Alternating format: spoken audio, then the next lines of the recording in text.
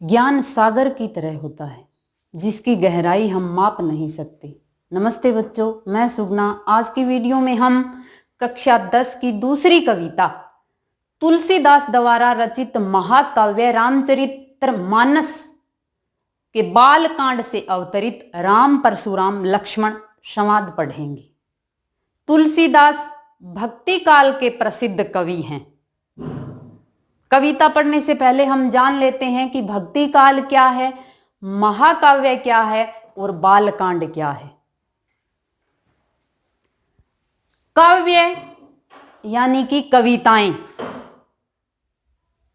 हिंदी साहित्य के अंदर जितनी भी कविताएं कवियों ने लिखी उनको हमारे आचार्यों ने, हमारे विशेषज्ञों ने 4 भागों में विभाजित कर दिया। काल यानी समय, उनके समय को आदिकाल, भक्ति काल, रीतिकाल और आधुनिक काल। आदिकाल, भक्ति काल, रीतिकाल और आधुनिक काल। आदिकाल, आदि यानी शुरुआती जो कविताएं थी उनको 8वीं शताब्दी से 1375 की जितनी भी बीच की कविताएं थी उनको नाम दे दिया गया आदिकाल। और जो 1375 से 1700 के बीच की कविताएं थी उन कविताओं को भक्ति काल का नाम दे दिया गया।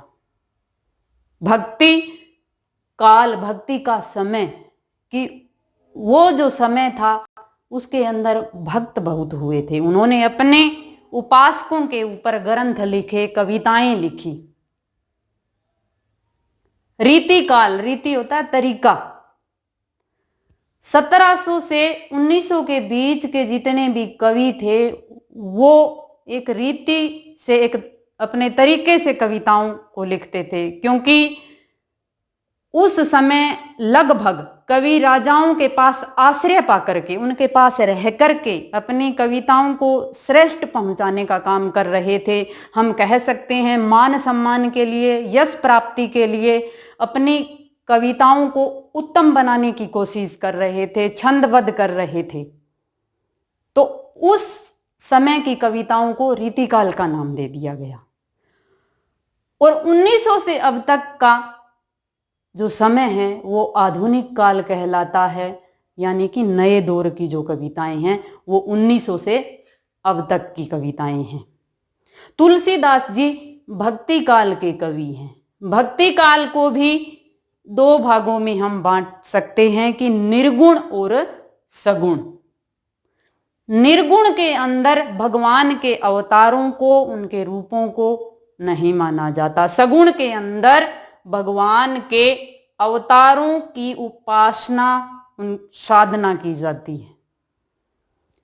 निर्गुण को भी 2 अलग अलग भागों में बांट रखा है, संत काव्यधारा और सूफी काव्यधारा। संत काव्यधारा के अंदर इस तरह के संत थे जो भगवान के अवतारों को नहीं मानते थे, भगवान को मंदिरों में नहीं देखा करते थे। वो मानव के अंदर ही परमात्मा के रूप को विद्यमान मानते थे, प्रकृति के कण कण में भगवान के रूप को स्वीकार करते हैं।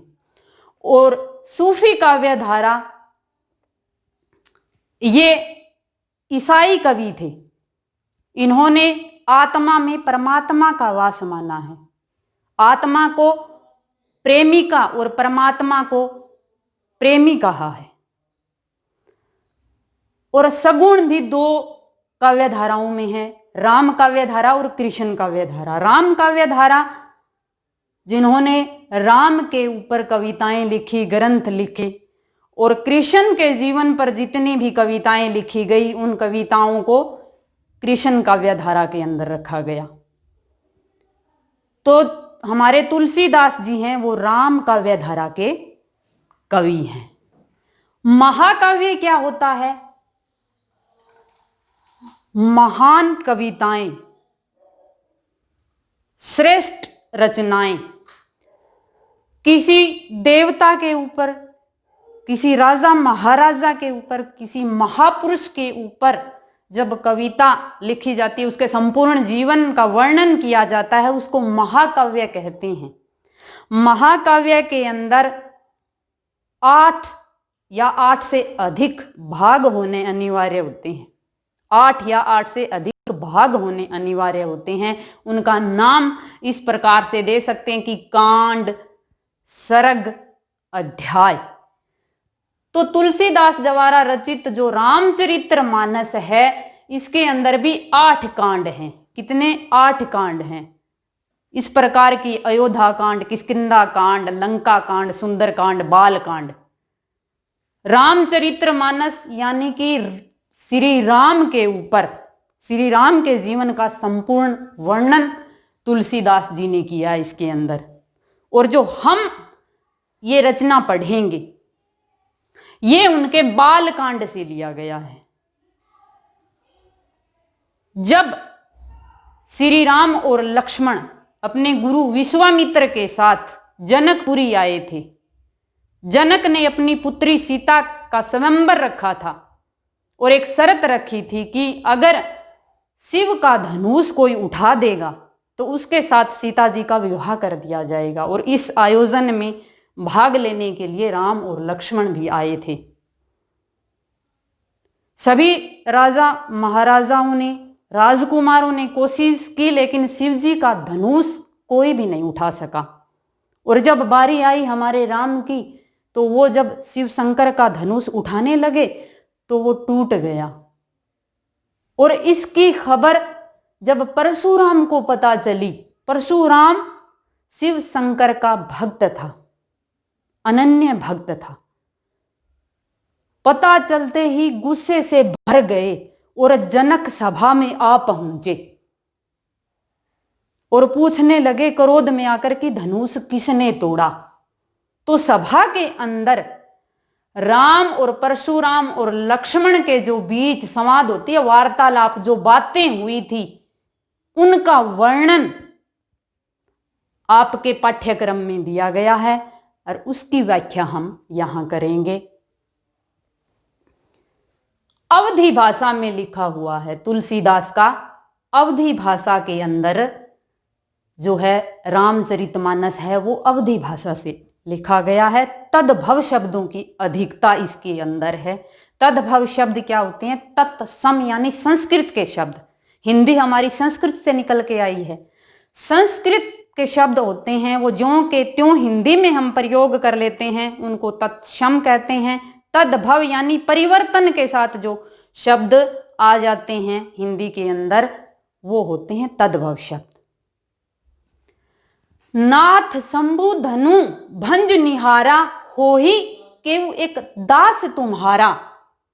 जब परशुराम ने क्रोध में आकर पूछा कि शिव शंकर का धनुष किसने तोड़ दिया, कौन है शिव शंकर का धनुष तोड़ने वाला, तो राम ने उत्तर दिया, नाथ, हे स्वामी, शंभु धनु, शंभु कौन? शिव शंकर, धनु धनुष, कि शिव शंकर का धनुष भंज निहारा होता तोड़ने वाला, कि शिव शंकर का धनुष तोड़ने वाला होगा, केउ कोई, एक दास तुम्हारा, दास होता है दास, कि शिव शंकर का धनुष तोड़ने वाला कोई आपका दास ही होगा। राम ने शांत स्वभाव में परशुराम ने पूछा, तब ये उत्तर दिया, आयसु कहा कही किन मोही, सुनी रिसाई बोले मुनि कोही। आयसु होता आज्ञा, कहा क्या, कहिए कहो, किन कोई, मोही मेरे को। राम ने कहा कोई आज्ञा है तो आप मेरे से कहो। परशुराम से कहा कि हे परशुराम, हे नाथ, कोई आज्ञा है तो आप मेरे को बताओ। सुनी, सुनकर, रिसाई, गुस्से के साथ, रिसाई होता गुस्सा, बोले मुनि कोही, मुनि कौन? परशुराम, मुनि यहां कौन? परशुराम, कोही क्रोधी, कि क्रोधी मुनि। परशुराम का स्वभाव बड़ा गुस्से वाला था, कि गुस्से वाले जो मुनि परशुराम थे वो गुस्से के साथ, क्रोध के साथ बोले, सेवकू सो करे सेवकाई, अरि करनी करी करी लड़ाई। सेवकू कौन? जो सेवा करने वाले होते हैं, सो जो, वो तो करे सेवकाई, वो तो सेवा करते हैं, अरी करनी होता है दुश्मन, करी करई की जाती है, करई लड़ाई, अरी करनी यानी दुश्मन के साथ तो लड़ाई की जाती है। यानी कि शिव शंकर का धनुष तोड़ने वाला मेरा दुश्मन है, मेरे गुरु का जिसने धनुष तोड़ा है, तो वो मेरा सेवक कैसे हो गया, उसके साथ तो मैं लड़ाई करूंगा, आज्ञा कैसे दे दूं। सुने है राम जही शिव धनु तोरा, सहस बाहु समसो रिपु मोरा। सुनो राम, परशुराम ने कहा सुनो राम, जेही जिसने शिव धनु तोड़ा, शिव जी का धनुष तोड़ा है, सहस्र बाहु हजार भुजाओं के समान। सहस्त्र बाहु परशुराम का एक दुश्मन है, इसका जिक्र हम आगे वाले पदों में करेंगे। समसो रिपु मोरा, कि सहस्त्र बाहु के समान वह, रिपु होता दुश्मन, वह मेरा दुश्मन है। सो बिलगाऊ बिहाई समाजा, न ते मारे जेही सब राजा। सो वह, कौन वह, जिसने शिव का धनुष तोड़ा है, बिलगाऊ अलग हो जाओ, बिहाई इस समाजा इस सभा से, कि जिसने शिव का धनुष तोड़ा है वो इस सभा से अलग हो जाओ। न ते मारे जही सब राजा, जही यहां जो सारे सब राजा बैठे हैं वो इनके साथ मारे जाएंगे, जब मैं उसको मारूंगा तो ये भी उनके साथ मारे जाएंगे। सुनी मुनि वचन लखन मुस्काने, बोले परशु धरही अवमाने। ये परशुराम की बातें सुनकर, सुनी मुनि वचन, मुनि कौन यहां पर, परशुराम की बातें सुनकर लखन मुस्कुराते हुए बोले। परशु धरई अवमाने, परशुराम का अपमान करते हुए बोले। बहु दनुही तोरी लड़काई, कभू ने असी रीस कीनी गोसाई।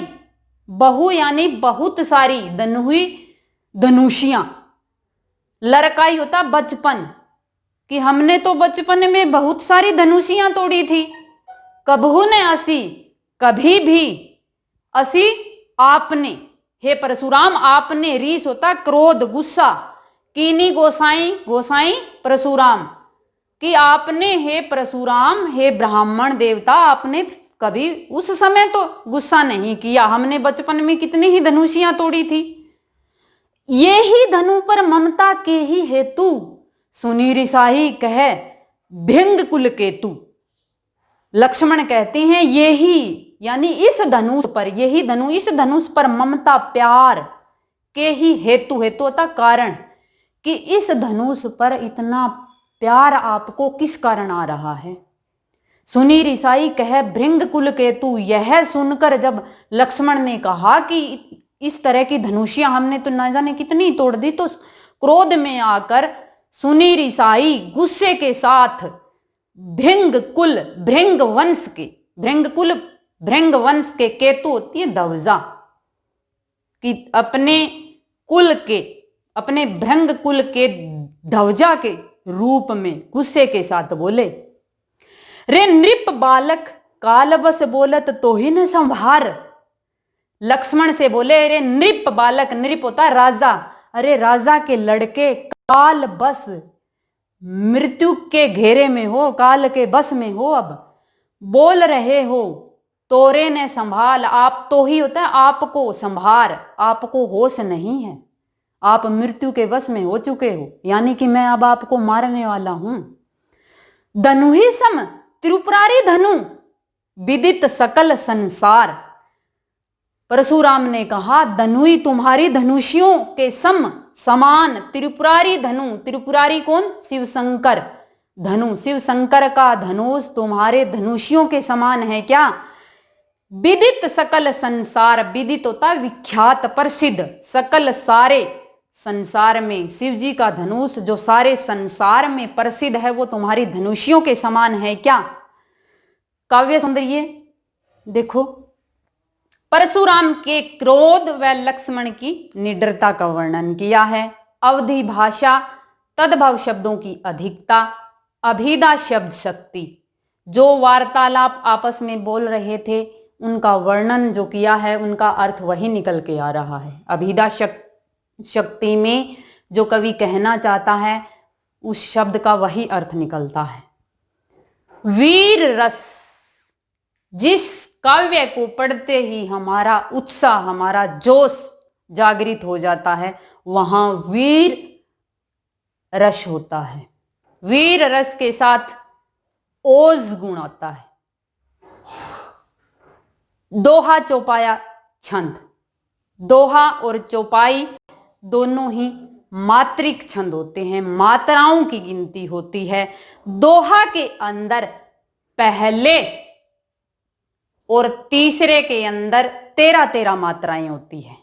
पहले और तीसरे के अंदर 13-13 मात्राएं और दूसरे और चौथे के अंदर 11-11 मात्राएं। और चौपाई छंद के अंदर 4 चरण होते हैं और 4 चरणों के अंदर ही 16-16 मात्राएं होती है, समान मात्राएं होती हैं। सममात्रिक छंद है चौपाई छंद। संवादात्मकता है, आपस में वार्तालाप हो रही है, बातचीत हो रही है, तो संवादात्मक शैली, संवादात्मकता, संवादात्मकता के कारण नाटकीयता। नाटकीयता क्या होती है कि इस तरह की कविता के अंदर हम नाटक का रूप दे सकते हैं। कहा, कही, किन, कै वर्ण की आवृत्ति हुई है, जहां वर्णों की बार बार आवृत्ति होती है वहां अनुप्रास अलंकार आता है। अनुप्रास अलंकार बिलगाई बिहाई में अनुप्रास अलंकार, धनुहि सम तिरुपुरारी धनु में उपमा अलंकार, और सहस्य बाहु सम सो रिपु में उपमा अलंकार। लखन कहा, हसी हमरे जाना, सनुह देव सब धनुष समाना। जब लक्ष्मण ने कहा कि ऐसी धनुष तो हमने बचपन में बहुत सारी तोड़ दी थी, तो परशुराम ने कहा कि शिव शंकर की धनुष आपकी धनुषियों के समान है। तब लखन ने कहा हंसकर कि हे परशुराम, सुना है कि सारे धनुष समान हैं। व्यंग्य कर रहे हैं, कटाक्ष कर रहे हैं कि हे परशुराम, हे ब्राह्मण देवता, सारे धनुष तो हमने तो सुना है एक जैसे ही हैं। व्यंग्यात्मकता है, व्यंग्यात्मक शैली का प्रयोग हुआ है। का छति लाभु जून धनु तोरे, देखा राम नयन के भोरे। कि क्या क्षति होती है, हानि, लाभु लाभ, जून अगर, धनु धनुष, तोरे तोड़ दिए। अगर क्या इसमें लाभ और क्या हानि है, अगर यह धनुष टूट गया तो देखा राम नयन के भोरे, कि राम ने, नयन होता नया, भोरे भरोसे, कि राम ने नए के भरोसे छुआ था। छुअत टूट रघुति हुने दोसु, मुनि बिन काज करिए कतरोसु। लक्ष्मण कहते हैं परशुराम से कि छुअत टूट, छूते ही टूट गया। रघुति हु कौन, राम ने, दोसु दोष होता कसूर, कि राम का इसमें कोई कसूर नहीं है। हाथ लगाते ही, छूते ही टूट गया। छुअत टूट रघुति हुने दोसु, छुअत टूट में अतिशोक्ति अलंकार है। जिस बात को बढ़ा चढ़ाकर कहा जाता है, जिस कथन को बहुत ही बढ़ा चढ़ाकर कहा जाता है, उसके अंदर अतिशोक्ति अलंकार आता है। मुनि बिन काज करिए कतरोसु, हे मुनि, हे परशुराम, बिना काज, बिना कारण ही आप क्रोध कर रहे हो। कतरोसु, क्यों क्रोध कर रहे हो। बोले चीते परसु की ओरा, रेसठ सुनहि सुभाव न मोरा।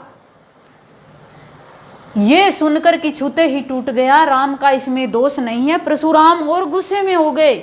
चीते देख कर, परसु फरसा, परशुराम के हाथ में जो कुल्हाड़ी से थोड़ा बड़ा होता है, उसका फल होता है, वो ऐसे तीखा होता है, कि वो अपने जो फरसा था उनके हाथ में, उसको देखकर, रे सट, सट होता मूर्ख, स्वभाव, स्वभाव, कि हे मूर्ख, मेरा स्वभाव नहीं सुना आपने, कितना क्रोधित हूं मैं, मेरा स्वभाव नहीं सुना।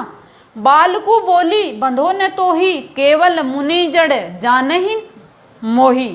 परशुराम लक्ष्मण से कहते हैं कि हे लक्ष्मण, बालकू, बालक समझकर, बोली बंधो न तो ही, बंधो होता है मारना, कि बालक समझकर मैंने आपको मारा नहीं है। केवल मुनि जड़, जड़ होता मूर्ख, मुनि ब्राह्मण, जाने ही मोही, क्या मेरे को केवल आप मूर्ख ब्राह्मण ही समझ रहे हो। बाल ब्रह्मचारी अति कोही, विश्व विदित क्षत्रिय कुल द्रोही। मैं बाल ब्रह्मचारी हूँ। ब्रह्मचारी क्या होता है? जो गृहस्थ जीवन नहीं रखता, जो आजीवन शादी नहीं करता। कि मैं बाल ब्रह्मचारी हूँ, बहुत ही गुस्से वाला हूँ। विश्व विदित होता सारे संसार में प्रसिद्ध हूँ। क्षत्रिय कुल द्रोही, क्षत्रिय कुल यानी कि राजाओं के वंश का द्रोही, दुश्मन। मैं राजाओं के वंश का दुश्मन हूँ। ये सारा संसार इस बात को भली भांति जानता है, मेरे क्रोध को भली भांति जानता है। मैं बाल ब्रह्मचारी हूँ, इस बात का तुझे पता नहीं क्या? भुजबल भूमि भूप बिन कीन्ही, विपुल बार महिदेवन दीन्ही। परशुराम लक्ष्मण को कहते हैं भुजबल, अपनी भुजाओं के बल से, भूमि ये सारी धरती, भूप यानी राजा, बिन कीनी कि मैंने मेरी भुजाओं के बल पर इस सारी धरती को बिना राजाओं के कर दिया। यानी मैं क्षत्रिय कुल का दुश्मन हूं, मैंने राजाओं को मार डाला है। विपुल बार, कितनी बार, महिदेवन होते हैं ब्राह्मण, कि कितनी ही बार उनसे वो राज संपत्ति और उनका जो राज छीन करके मैंने ब्राह्मणों को दान में दे दिया। सहस बाहु भुज छेद निहारा, परशु बिलोकु महिप कुमारा। महिप कुमारा राजा का लड़का, कौन? लक्ष्मण। बिलोकु देखो, परशु फरसा। सहस्त्र बाहु की भुजाओं को, छेद निहारा काटने वाला, कि सहस्त्र भुजाओं को काटने वाला मेरा परसा, हे राजा के लड़के इसको देख। सहस्त्रबाहु कौन है? सहस्त्रबाहु है परशुराम का शत्रु। परशुराम जमदग्नि ऋषि के पुत्र थे। राजा कार्तवीर्य सहस्त्रबाहु शिकार करने के लिए एक बार जंगल में गए और वहीं से वो जमदग्नि के आश्रम में गए और वहां जाकर उन्होंने जमदग्नि के यहाँ एक कामधेनु गाय थी, वो वहाँ बहुत प्रभावित हुए और उसकी मांग कर ली, लेकिन जमदग्नि ने इनकार कर दिया, वो जबरदस्ती छीन कर ले गई। यह बात जब परशुराम को पता चली तो क्रोध में आकर सहस्त्रबाहु की भुजाओं को काट डाला, सहस्त्रबाहु की मृत्यु कर दी उन्होंने। लेकिन जब ये बात सहस्त्रबाहु के पुत्रों को पता चली तो उन्होंने अपने पिता का बदला लेने के लिए जमदग्नि की हत्या कर दी और इस पर परशुराम क्रोधित होकर क्षत्रिय वंश का नाश करने की शपथ ले ली और सहस्त्रबाहु के सभी पुत्रों का वध कर दिया और उन्होंने कसम ली कि मैं इस धरती को क्षत्रियों के बिना यानी कि राजाओं के बिना कर दूंगा। मातु पितही जनी सोच बस करसी महिप किशोर, कि मैं आपको मार दूंगा, मेरा जो फरसा है उसको देख। सहस्त्रबाहु की भुजाओं को काट दिया, सहस्त्रबाहु को मौत की घाट उतार दिया, मैं आपको भी मार दूंगा। माता पिता, अपने माता पिता को जनी सोच बस में कर रहे हो। महिप किशोर, हे राजा के लड़के लक्ष्मण को कह रहे हैं कि अपने माता पिता को सोच में बस में कर रहे हो, जब मैं आपको मार दूंगा तो उनको इस बात से बड़ा दुख होगा। गर्भन के अर्भंक दलन परशु मोर अति घोर, अपने बारे में बता रहे हैं कि परशु मोर अति घोर, मेरा परसा घोर होता है भयानक, बहुत भयानक है। परशुराम कह रहे हैं कि मेरा फरसा बहुत ही भयंकर है। गर्भन होता है गर्भ के अंदर, अर्भक पल रहा बच्चा, दलन होता है नाश कर देना, कि गर्भ के अंदर पल रहे बच्चे का भी नाश कर देगा। इतना भयंकर है, इतना निर्दयी है। आप तो फिर बालक हो, गर्भ के अंदर भी नहीं हो, मैं आपको मार दूंगा। काव्य सौंदर्य देखें, अवधी भाषा का प्रयोग, वीर रस, कविता पढ़ते ही हमारा उत्साह जो स्थायी भाव है जागृत हो जाता है, वहाँ वीर रस है। देखो यहाँ पे परशुराम वीरता की बात कर रहे हैं, इधर लक्ष्मण वीरता की बात कर रहे हैं और वीर रस के साथ ओज गुण आता है। और ओज गुण हम किस प्रकार से पहचान सकते हैं? ये भी है कि जिस कविता के अंदर ट वर्ग की आवृत्ति होती है, ट, ठ, ड, ढ, ये वर्ण आते हैं और संयुक्त अक्षर आते हैं, क, अक्षय, त्र, ग, श्र, और रेफ वाला रे, पदेन वाला रे भी, क्षेत्रीय, इस तरह के अगर वर्ण आते हैं तो उसके अंदर भी हमारा क्या होता है, ओज गुण होता है। संगीतात्मकता है, दोहा, चौपाई, छंद मैंने बता दिया आपको। स्वर मैत्री, जहां स्वर मिल रहे हैं, पदों में आपस में स्वर मिल रहे हैं, जैसे मोही, द्रोही, तो वहां स्वर मैत्री अलंकार होता है। व्यंग्यात्मकता, यहां पर आपस में एक दूसरे पर ताना मार रहे हैं, लक्ष्मण परशुराम पर, परशुराम लक्ष्मण कटाक्ष कर रहे हैं, तो व्यंग्यात्मकता है। संवादात्मक शैली है, आपस में वार्तालाप कर रहे हैं, तद्भव शब्दों की अधिकता है। अलंकार मैंने आपको साथ में बता ही दिए हैं। हंसी हमरे में अनुप्रास, छुअत टूट रघुतिहु न दोसु में अतिशोक्ति अलंकार। भुजबल भूमि भूप बिन कीनी में भी अतिशोक्ति अलंकार। बालकू बोली बंधो में बै की आवृत्ति होने के कारण अनुप्रास अलंकार। आज की वीडियो में इतना ही। आगे की वीडियो में आगे के समाज कंप्लीट करेंगे। घर रहें, स्वस्थ रहें। धन्यवाद।